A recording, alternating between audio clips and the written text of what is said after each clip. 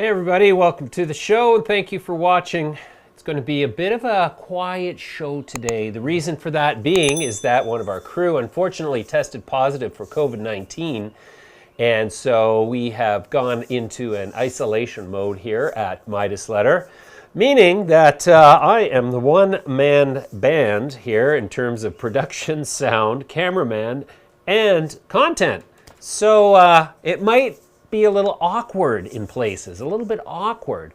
Out of an abundance of caution, my good friend Edward Molesky has elected to stay away, and I concur with that decision, though he did get vaccinated this week just past. So, but that was just yesterday. So we've been thrown into a bit of turmoil here. Our crew member is showing no real symptoms.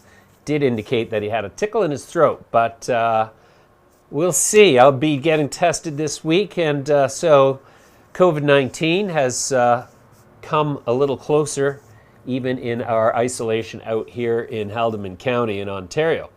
That being said, I shall do my best to provide some useful information to you. Useful, not useless. I have 4 interviews, so it will be a minimal of my talking.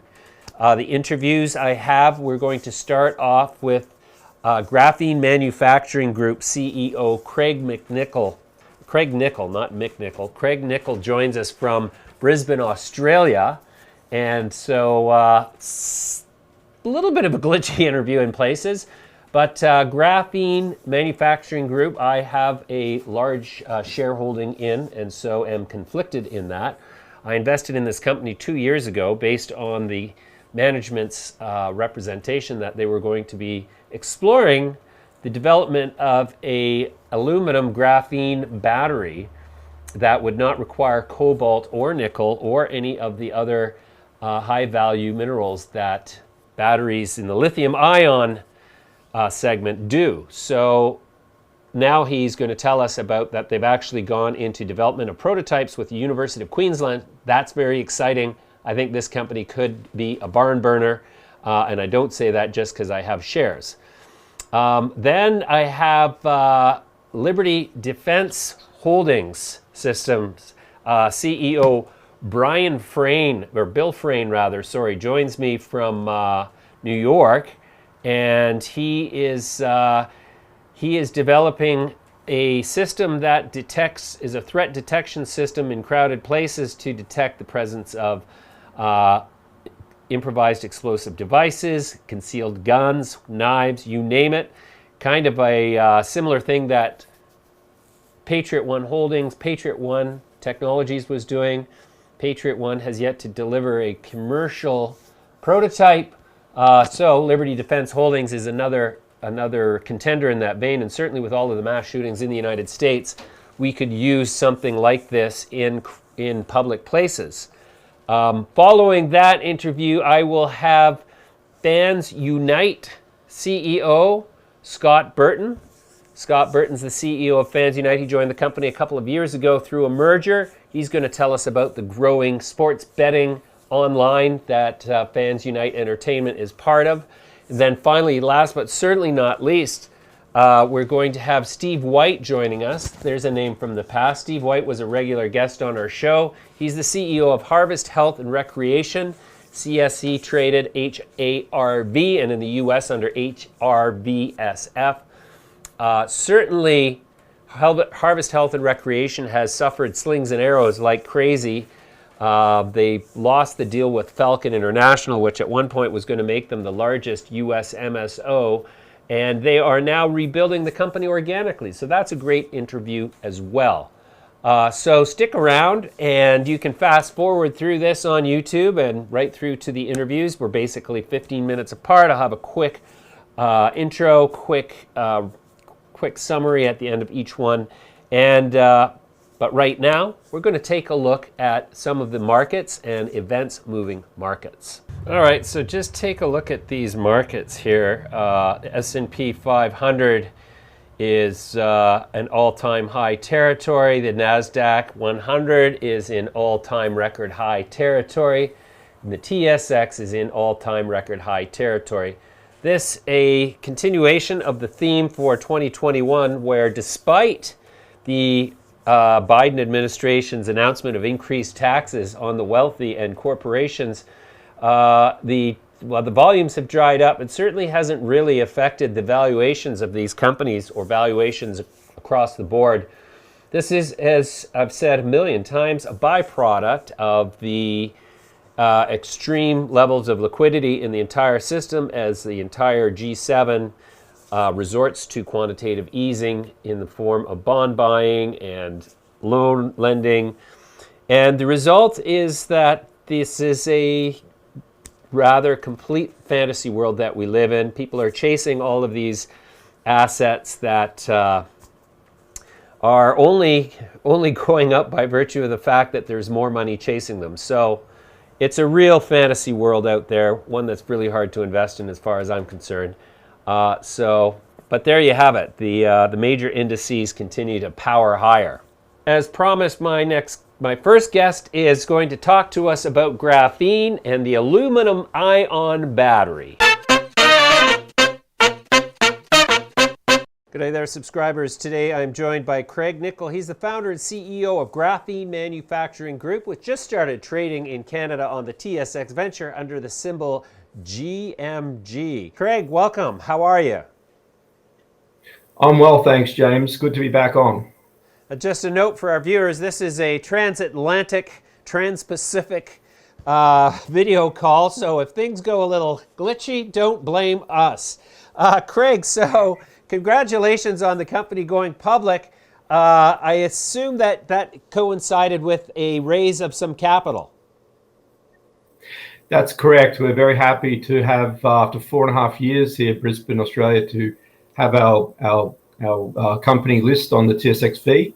That coincided with about an extra $4 million that came in, with $2 million coming in from the CUSPA CPC RTO we did, and $2 million from a sub-receipts raise. Wow, fantastic. So then what is the planned sort of rollout for the various products that you have got? Before we get to today's press release about the aluminum ion battery, I want to just talk about the sort of portfolio of products that you have at this point. Sure. So James, we're a clean tech company which makes a graphene from natural gas. So we crack natural gas and make hydrogen and graphene, and with that we then put that graphene into some coating, a coating system which we spray on air conditioning systems, which increase their energy efficiency. And we're right now working with some large companies on demo sites to show what we can do for them. And I hope to have some more news on that coming shortly. Then we have another product which is called our G lubricants, which is a small amount of graphene into engine oils, which increases the friction reduction for the oil and also reduces the wear, which can, studies have shown, to reduce fuel consumption as well. So those are the two products we have in the market right now. We of course have our graphene powder that we make and sell, but we really are focusing on our downstream products. And of course, as you've alluded to, the press announcement today, we also have our battery manufacturing business as well, which we've just announced. Sure. So that's kind of the thing that I'm really most intrigued about. This battery is, I think of it, a new battery entrant on the global stage. And, having been a big sort of student of lithium-ion batteries and the history of its evolution, I've in fact I interviewed the inventor of the lithium-ion battery, John Goodenough, at the University of Texas a couple of years ago. And that thing took over 20 years from sort of initial prototype to commercial installation. And so I'm just wondering, is that the same kind of development sort of timeline we can expect with this battery? We'll be going into that market with an interchangeable battery that we'll have a coin cell battery prototype within 6 months, and a pouch pack battery which will be interchangeable with your lithium ion within about 18 months. So of course, production based off the interest we received from customers on those prototypes will take a bit longer. But that's the space we look to, the timeline we look to be able to come out with these commercial prototypes. We are literally going to be taking existing lithium-ion battery cell manufacturing equipment and putting our product through it. So the timescale to be able to get this to market will be significantly reduced and de-risked. There are something like 40 different global manufacturers of lithium-ion battery partners who can help us bring this new product to market, but it's essentially using the same equipment, only less of it, and only using our graphene and aluminium. Sure. Sorry, Craig. Your signal broke up spectacularly in the middle of that discussion. So would you mind repeating that, please? I'm sorry to do that to you. Sure. So our graphene aluminium battery uses only aluminium and graphene that we make ourselves, and that material is used in the lithium-ion equipment that you would be normally using to make lithium-ion batteries. So when we look to bring this to market, there already are something like 40 global manufacturers of lithium-ion production equipment suppliers in the world, and so hence we're working with various different companies to see what technology we can use immediately to bring this into production. Wow, that's good. So it's not going to be a 20-year wait. No, it won't, and we'll have a technology which is essentially the same voltage and the same shape, except it will have anywhere up to 3 times energy density, and it will charge and anywhere up to 70 times faster. Just because it's what's called a hybrid battery superconductor, so it has enormous energy density as well as enormous power density. And that's just from the sheer nanochemistry that we have been working with University of Queensland for some time now. Mm-hmm. So this sounds like a rather significant disruption to the capabilities of rechargeable batteries. I mean, lithium-ion batteries were one major disruption, but this sounds like it's going to completely disrupt them again, because you don't need nickel, you don't need cobalt, you don't need lithium. We don't need copper.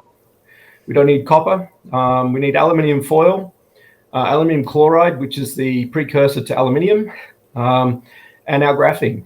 It's a graphene battery, effectively, 30% by weight. And then we have a few small other items, and of course, a tiny bit of IP in there, which is patented with a global license, exclusive license from University of Queensland. So there's some fundamental science around the aluminium-ion battery and why it's a higher energy density and higher power density. And I don't want to go into that. There's lots of papers on the web around that. But what we've got access to is the ability to make it at a very high energy density with our graphene. So we supply a whole supply chain for these batteries. All we need is natural gas and electricity, and then to make our graphene, and then that plant could be anywhere in the world, effectively. And then you have your aluminium-ion battery, which will then just take your aluminium, which can be effectively anywhere in the world as well. And we then have a battery that can be made out of those 2 plants. So it gives sovereign capability, resilience around the energy sector, and it also reduces the amount of mining, which is of course can be sustainable. But if you can use 90% of the one of the highest recycled materials of aluminium in your batteries, it's obviously going to be better for the world in total. Sure. I'm curious as to what is the sort of greenhouse gas footprint in the manufacturing process for creating your graphene. Does it mitigate from the carbon in the air in any way, shape, or form? Yeah, so we have a pretty good handle on our processes and on how CO2 intensive they are. And And then, of course, we'll be looking at that for the batteries. And we'll be coming out shortly around what that would be, what that means for our batteries in a comparative. But the supply chain for a lithium-ion battery, as it stands today, is many countries and also many different mines in different parts of the world and many different processes to make it into nanomaterials. And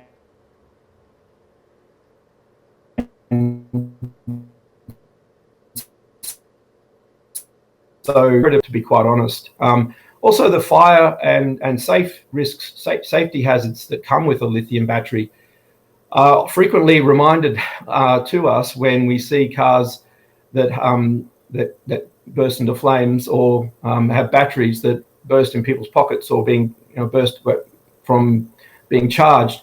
Aluminium-ion batteries don't have that problem.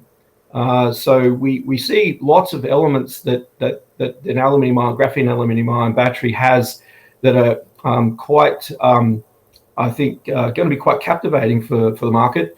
There are many different applications we can bring this to in the market, and that's what we're working through, on which application we should go first or second or third, because we've already got quite some interest. I'm curious as to the financial outlook for the company. What is the path to profitability looks like? How much revenue you're going to generate in 2021? We'd love to say what we could put out for this year. Unfortunately, we're not putting a guidance out yet. We're working hard on our TXR sales, which is our air conditioning efficiency coding system. And we've been out in the market for some time, despite COVID and a bunch of other different issues. We've punched through it into a number of different demo projects that we're now trying to progress into some contracts. And that's the main focus for revenue. Of course, our graphene lubricants as well, concentrates. That's also there a key driver for our revenue. So we have, we think, about $4.5 to $5 million in cash, and we see a burn rate of around $300,000 a month. These are all Australian dollars. So we've got a window to launch the sales and launch the projects that we want to see, and that's what we plan to do this year. Your plan is to recognize revenue before you run out of money. Yes, that's the game we've been in. That's a hell of a business plan. Yes, that's the game we've been in for some time. We've done 4.5 years of growth from a slide deck through to now with 20 people or so in various different countries, and that's the plan we're working on, and we hope to come with news shortly. Sure. Do you have any significant sort of corporate partnerships that you can talk about at this point? None to speak of of materiality. There are different companies that do come and have discussions. We have some disruptive technology. We believe we're the only company that's in this space of cracking methane into graphene and hydrogen. It produces a high quality product and low cost, and we think it's quite scalable. We've got a background in this energy markets for over 20 years each, and there's a number of us in this space in the company. So we've got some strong credentials. So we think we've got a lot of there that could be interested for big companies. But where we continue to march on and to show that we can deliver, and that's our focus. Sure. Okay.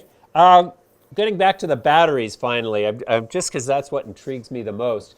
Is it, how long do you think it would be before you could scale that whole technology platform up to supply automobiles as well as personal electronic devices?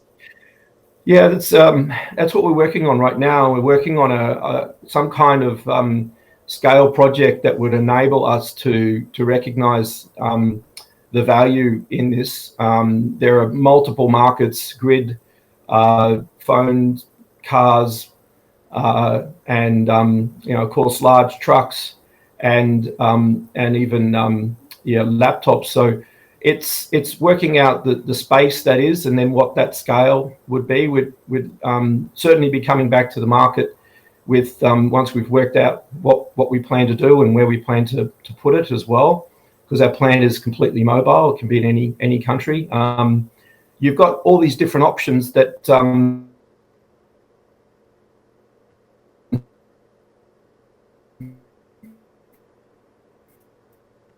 it had our battery in your phone, it would charge in a minute and likely last for 3 days. If you take our numbers, so from University of Queensland, so that's one market could be quite attractive for our product, and we can make it at the right cost, and we could make it in any country that we need to make it. So there's that application, but then there's a lot better maybe revenues that we could attract with a large-scale grid battery, or even in a joint partnership with a high-profile EV company. So there's lots of things to chew through. And James, I think the most difficult thing will be to try to work out where to go, not necessarily the tech and putting it into implementation. Okay, Craig. Well, we're going to leave it there for now. That's a great catch up on the story. I'm very much looking forward to talking to you guys more and watching this product suite roll out. I mean, I can't tell you how excited I am. And so we'll keep watching and wish you the best of luck. Thanks for joining me today. Yeah, I really appreciate your time. Thanks, James. So as I said, the excitement with GMG, Graphene Manufacturing Group, is all around this aluminum ion battery, which has the potential to completely disrupt the battery space. I have a major shareholding in this company. My share cost base is 40 cents, and so consider me conflicted.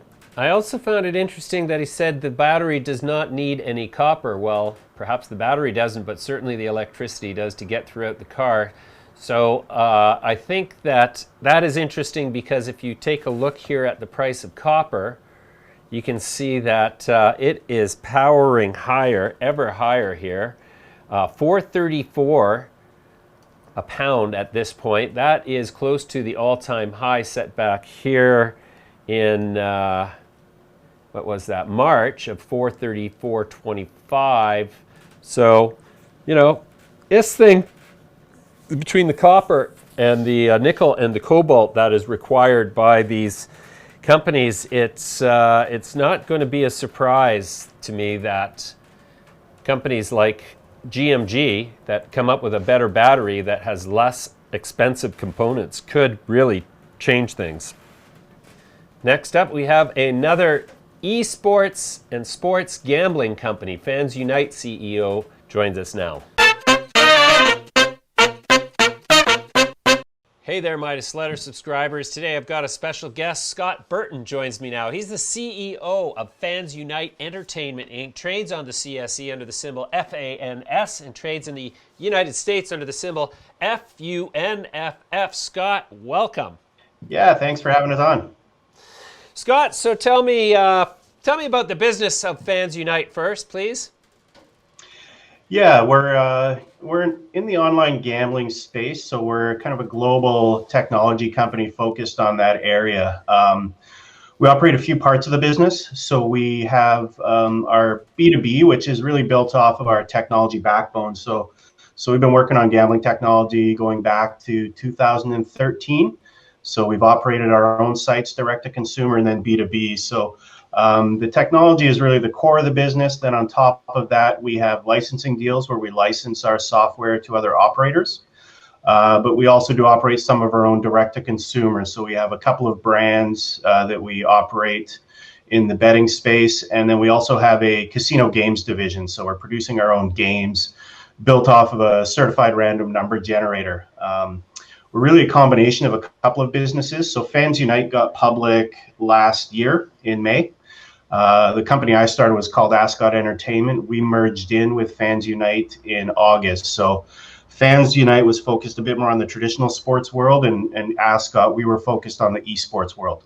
So now we've combined traditional sports, esports, and casino. Wow, fantastic. And as has been happening throughout the last decade, online gambling is certainly starting to open up. How you've reported quite a bit of revenue. Tell me about the financial condition of the company as it stands presently, please. Yeah, it's really solid right now. So we merged, as I said, the two companies in August last year. We did a brokered financing of just over 5 million. December, we announced another financing. Yes, December we announced another financing. We were going to do another 5 million. Overnight, we upsized that to 10 million. At the end of the day, we closed at 11. So we ended up bringing in about 13.4 million additional capital in January. And then the revenue's ramping. So one of our sites we mentioned in Q1 was McBookie. FansUnite acquired that last year, been around 8 or 9 years. We just had a record quarter, so almost $1 million in gaming revenue for McBookie in Q1.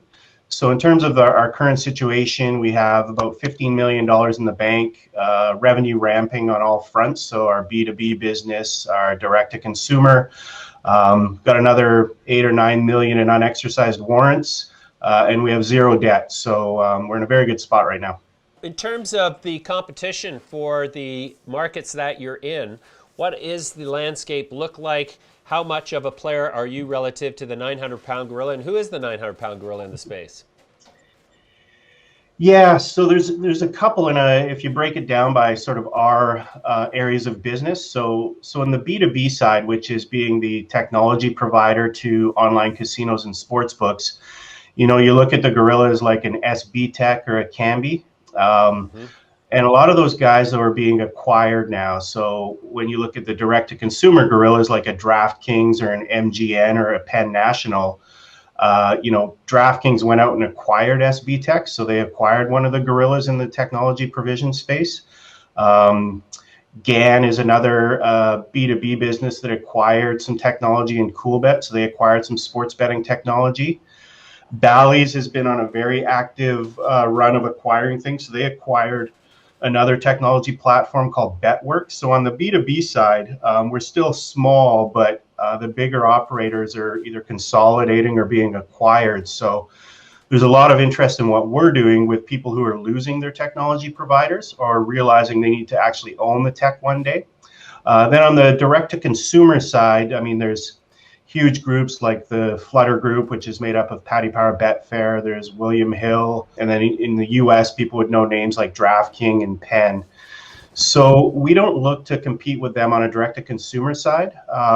What we do, because we own the technology and we own the licenses, we can launch brands very quickly and very cost-effectively. So we look at niche markets where we think we can, carve out a space for ourselves, and McBookie is a very good example of that. So if you talk to somebody about the UK betting market, it's huge, it's mature, there's big players there, and it doesn't make sense to go into it unless you can find a niche like us, which is the Scottish market. So we offer the best odds on Scottish football/soccer. We offer more levels of Scottish soccer betting than any other one. We have a great horse racing product, and all the marketing's tailored to Scotland. So we're a big player in Scotland, whereas we're a small player in the UK overall. We're doing the same thing in Brazil with an esports brand. So again, we own the tech, we have the licenses. Brazil is a big market, and it's got a huge esports following. So we're launching a Brazil-specific brand for there. So we don't want to go up against the big direct-to-consumer guys. We're not planning to launch any direct-to-consumer brands in the US, for example, but we do plan to be, and we are a technology solution for US operators. Then so how difficult is it for new startups to sort of muscle into this market? Is it like sort of kind of tough and prevented by the fact that you need a technology platform of your own? Yeah, it's getting tough that way. Just on the tech side, I mean, you can still go and white label, which, we provide that service to people. So people who maybe have a solid brand and a lot of eyeballs don't want to go through the process of getting their own licenses, setting up servers. We can provide them that with a white label. But yeah, to go out and build your own tech, I mean, we've been building our platform over the last 6-7 years.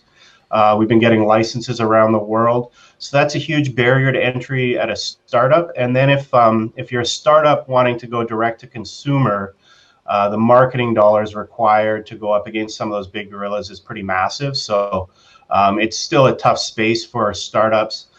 And the regulatory barriers are just getting harder. They're not getting any easier. So you're seeing more and more regulation in markets that may have been easier to access before. So just that regulatory side makes it a tough one for startups these days. Great. Well, so then what's the going to be the big revenue driver in 2021? So this year we're still expecting it's going to be our existing B2C sites. So McBookie, and then on business development, we're getting more and more B2B contracts. Those will take some time to develop the big revenue streams. But so again, this year, heavy direct to consumer, moving towards more B2B next year. Sure.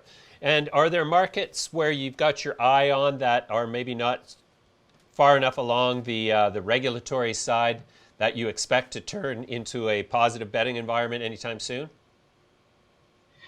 Yeah. I mean, the one we're sort of located in Canada is one we're watching very closely, as are others. We think we're uniquely positioned for Canada because we are one of the only or the only Canadian-made and built technology solution for online gambling that's shown they can operate in the UK, Malta, around the world. So Canada, there was an announcement yesterday. I don't know if people saw that, but there's a bill being passed in Canada around single event betting, which is going to open that up. The provinces will be, allowed to take single event sports bets, which is a big step for Canada. But the bigger one for us is provinces making indications that they're going to open up to outside operators. Ontario is the first one to do that. We're looking for Ontario to probably have that in place by the end of the year. And we know other provinces are following that closely, and we expect more to come next year. So Canada is a very exciting one for us. We think we're well positioned, not only being based here, but the fact that we've never ever taken bets in Canada or allowed any of our partners to take bets in Canada. So we wouldn't be considered a bad actor, if and when things change.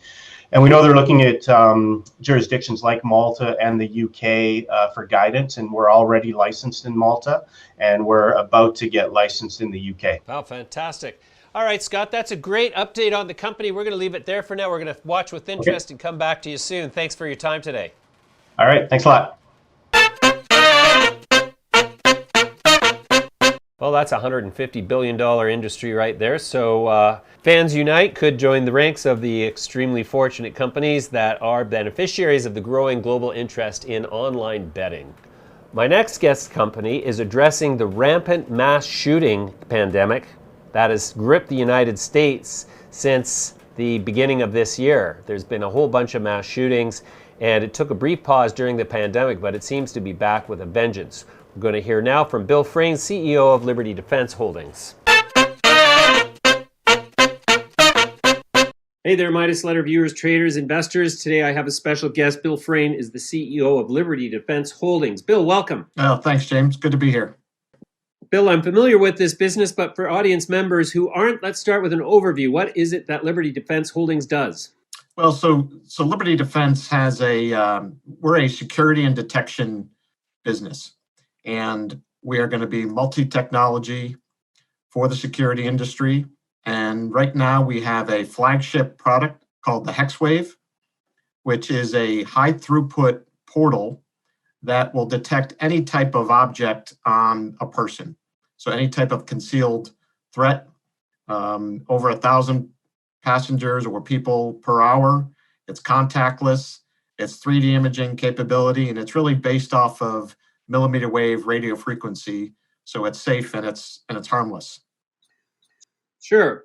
So I'm familiar with this technology because of a company called Patriot One Technologies, in which I was an early investor, and that was a huge win for me. How does this compare or differentiate from Patriot One's technology?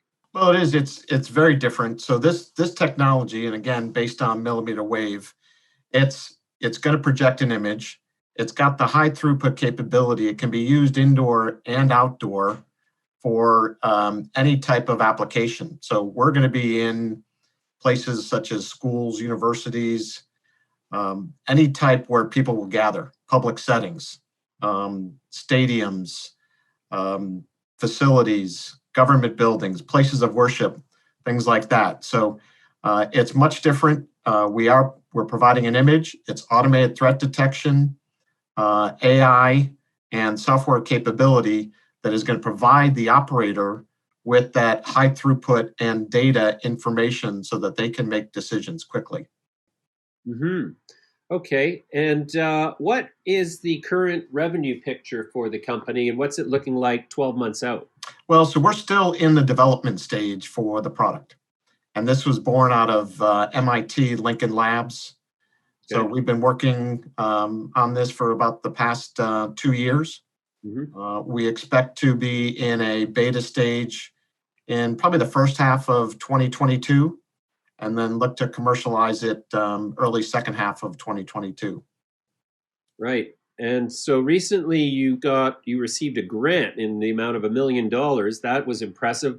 How did that come about, and what's the plan for the use of funds on that? Yeah, so we're very excited because that was from the Byrd Foundation and Department of Homeland Security, which the Byrd Foundation awards grants to innovative technologies that can help in the Homeland Security space. And we've partnered with a company called Levitation out of Israel. And Levitation provides an early warning system, again, using millimeter wave capabilities, and we will use the hex wave. So we're integrating the two technologies together. Mm-hmm. And so it'll provide better data, better information. The Levitation product will be kind of an early warning system. So if you can imagine a large stadium where people are all outside, hopefully we'll get there again very soon. And so the Levitation product will provide us information of a potential threat, and we can direct those people through the HexWave product. And the operator, again, will have that data and information knowing that there's a potential threat. Sure. Yeah, I've actually sat with the management of Levitation a couple of times. I did not invest in that technology at the time because it was in far off Israel. But I did invest in yours. Actually, it was the predecessor, Drawdown Technologies. So Drawdown and Liberty Defense merged. And what is the end result of that merger? I'm not sure. Were you with Liberty Defense originally or with Drawdown? No, so I was with Drawdown. Okay. And so that's why we're excited about this relaunch of the Liberty brand and product. And we have a whole brand new management team, including myself, but also the CTO, Mike Lanzaro. He came over with me, and we were both at L3 Security and Detection Systems, which is a large $30 billion business now known as L3 Harris. Mm-hmm. And we've been in the security space for over 25 years together. So we have that background and experience. We are now the new management team, along with a few of the engineering folks and the COO, Aman Bardwaj, who was with Liberty as well. So new management team, new focus on driving this to be a multi-tech company and really growing it into a security and detection system business. Fantastic. Well, that's quite the pedigree.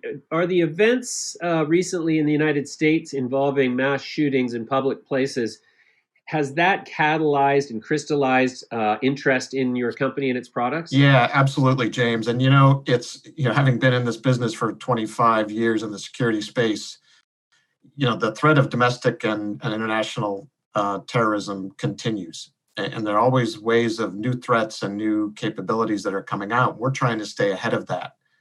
And, just recently we saw an FBI reported that 3.9 million Americans registered for guns in 1 month, breaking a record. So I don't see this, the threat of violence is just going to unfortunately continue. And so at Liberty, our goal is to provide security and detection so that people can feel safe going to events or gathering in large places. So certainly these recent events that have happened in the US have certainly drawn attention to us, but also have given us the ability to go and, steer our technology and efforts to be able to thwart those events from happening.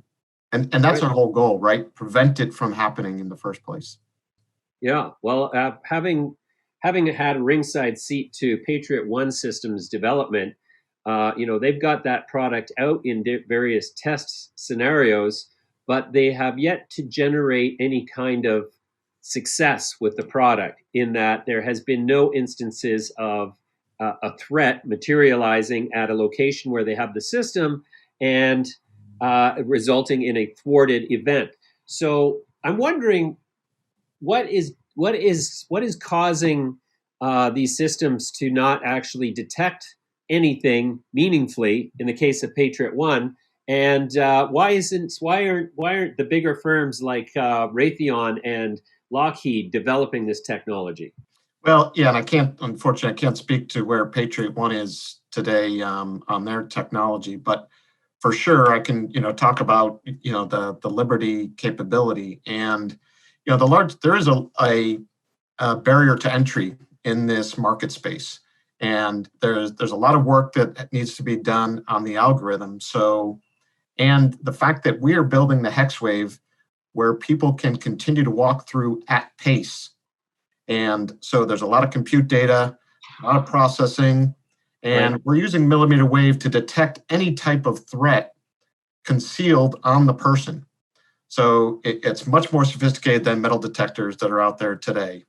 Okay. And so you can imagine that, the investment dollars that we've put into this along with MIT in the past, it takes a few years to develop the product. So again, we'll be in the market space in, the second half of 2022. The technology is proven. It's very similar to the body scanners that you see at the airports today, where you put your hands up, rotates around you. Yes. Our CTO, Mike Lanzaro, was the one who designed and developed that for L3. So we know this technology works, and we've already been able to demonstrate it in-house, and we're looking forward to having beta sites, by the end of the year. Right. Okay, well, that's great.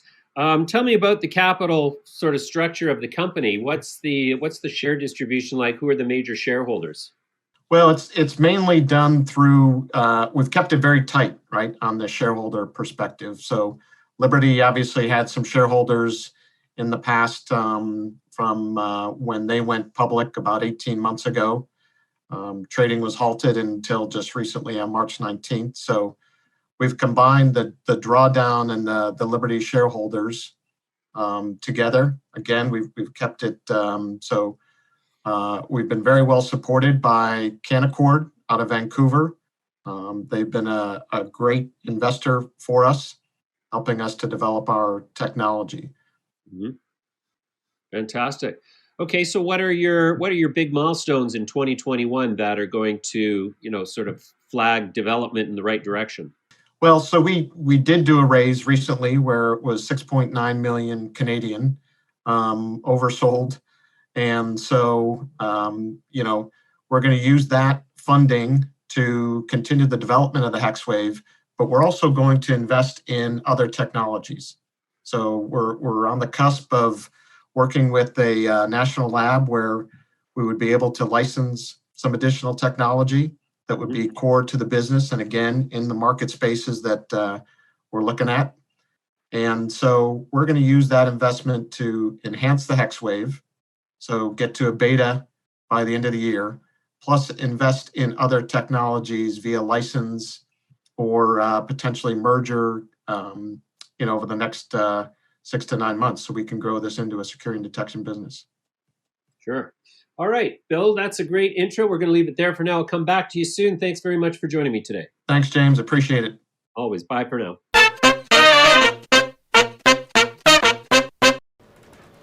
There's the chart on Liberty. It doesn't seem to be doing that great right now. Obviously, with the prototype being out over a year, it's going to take a while before this company is able to deliver earnings. So we'll just keep watching and see where that goes. My next guest is with a company that at one point was going to be the largest MSO in the United States in the cannabis space. And due to a convergence of circumstances that has yet to materialize. However, CEO Steve White of Harvest Health and Recreation joins us now, and he's not lost faith at all. In fact, he seems more bullish than ever. Hey there, Midas Letter viewers. I've got a special guest, Steve White, CEO of Harvest Health and Recreation, joins me now. Steve, how's it going? I'm good, thank you. How are you?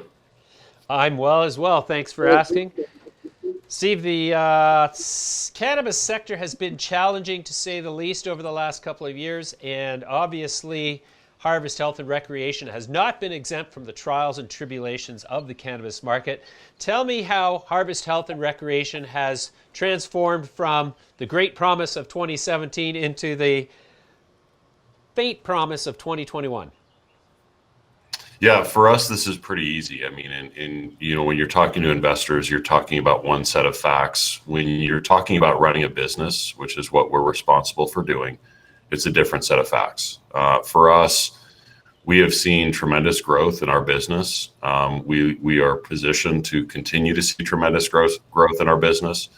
We're building out facilities in states where we're seeing big returns. And that's really what we can concentrate on. I mean, there's the great promise of cannabis. It's not a false promise. Businesses are growing, businesses are becoming more and more profitable, and we are among those. Okay, great. Then, so tell me about, you guys have had a rough go of it. Share price issue-wise, I assume was partly behind some of the deals falling apart that you had going. What's the prognosis for Harvest Health going into 2021 and beyond? 2021 is so far looks like a really good year for Harvest Health and Recreation. We saw the beginning of recreational sales in the state of Arizona, the state where we have the largest footprint. That started on January 22nd. We're an organization that hasn't seen one of these big catalysts affect one of our major markets yet. So Arizona for us is a first. We're looking forward to announcing in our first quarter earnings how that's gone and giving additional detail related to it. We're also positioning the organization to take advantage of those catalysts in states like Florida, Maryland, and Pennsylvania when those occur. You bet. Okay, so where's the bulk of the revenue coming from now? You got a projection of $380 million in 2021. Where's all that going to come from? Yeah, what we've said is $380 million is a revenue target that we have a high level of confidence in. If you look at what we've announced previously, the bulk of that revenue comes from retail. The bulk of that revenue comes from our four core states, Arizona, Florida, Maryland, and Pennsylvania. It's fair to assume that with the additional recreational sales occurring in the state of Arizona, that's going to take a bigger portion of the overall pie.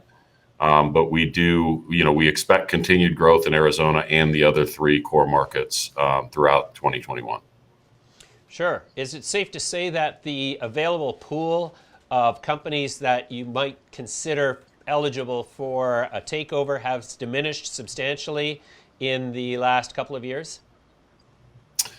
It has. I mean, the difficulty associated with larger mergers or larger acquisitions is the duplication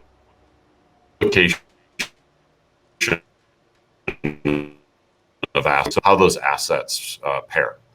And so if you are looking at a company that's large and you put the two companies together, but the result of that requires a significant divestiture, it doesn't make as much sense as it would if the existing company is really a sum of the two going forward. And so as companies continue to grow and as they reach their maximum capacity in a number of states that have limits, it gets harder and harder. That being said, tuck-in acquisitions are available for people still, and they're things that we look at all the time. Sure. To what extent would you say the absence of serious follow-through by the Biden administration on their sort of not firm promises towards a national regulation strategy of cannabis, but certainly towards national decriminalization, that hasn't materialized, and they sort of broadcast a reversal of that by prosecuting 5 employees for past cannabis use. Is that having a negative impact on the whole industry's ability to move forward? It's not with the actual business. It is with the investment community. I mean, if you think about, look, our history with the federal government has been a checkered one, to put it politely. And so as businesses, we don't need help from the federal government. What we need is for them to get out of our way a little bit. Now, the Biden administration was pretty clear that cannabis reform is not something that's going to be addressed in the first 100 days, but it's going to come after that. The expectation from the investment community was that it would happen sooner. And so they're within the time frame. As they start looking at it now, it's kind of the appropriate time for them to do so. With respect to the folks that were fired, if you look at usage rates, cannabis usage rates, I can promise you there are more than 5 people in the Biden administration who admitted past cannabis use. What they said in association with those terminations was that there were a lot of other factors that were considered. So it does not appear as though they went through and anybody who admitted to previous cannabis use was fired. I don't think that was true, because if it was, they would have lost half the administration, including the vice president. Right, right. Okay, great. So then in terms of the landscape of taxation, excise taxes, county taxes, state taxes, has that improved at all across the U.S.? I mean, in some markets, for California, for example, the taxation burden on cannabis retailers especially was causing a lot of challenges in becoming profitable. Is that situation getting better, or is it getting worse, or is it pretty much the same old, same old? I think it's same old, really. And I know that's not the answer that people want to hear, but there are certain states and certain municipalities that do overtax cannabis. And when you look at it, what are the real implications of that is you're looking to, when you create a regulated and taxed marketplace, you're trying to transition people who are previously cannabis users into that regulated marketplace. If you put high barriers for that transition, the transition is going to occur more slowly. It's not to say that the illicit market isn't going to slowly erode in the state of California. It is to say that it's going to slowly erode in the state of California because it's easier in many instances to still use the illicit market. What is going to drive regulators to sort of have a more cooperative tax sort of system in the near term?